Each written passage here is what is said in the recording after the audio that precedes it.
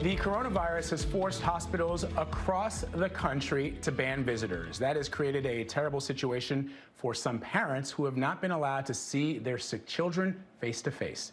But families in one community outside New York City are reuniting with their kids after a children's hospital lifted its months-long visiting restrictions. We spoke with one mother who says she feels like a piece of her has finally returned. For the first time in nearly 5 months, Catherine Rivera was able to hold her daughter Maria in her arms.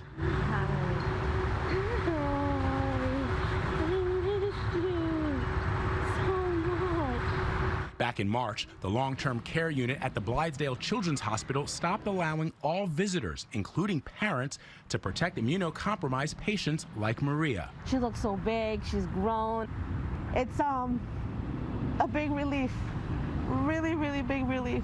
The 4.5-year-old has spent nearly her entire life in the hospital.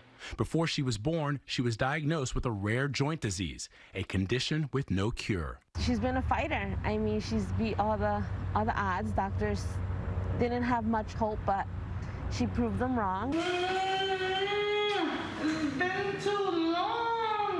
Since the hospital lifted its visiting restrictions last week, there have been more than a dozen emotional reunions between children and their families. Some, like Catherine, cope with the distance through regular video calls. It wasn't the same as, hugging her and carrying her. There was days where it was really hard on me. But what got Rivera through 145 days of not being able to touch Maria was knowing her daughter was in good hands. We don't call them nurses or doctors. We call them our aunts and uncles. They are family to us. They're amazing. I wasn't worried about her missing me because she has enough love here.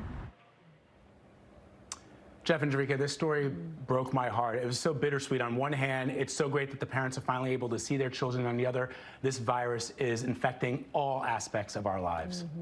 Yeah. It's nice to see the parents reunited after that long.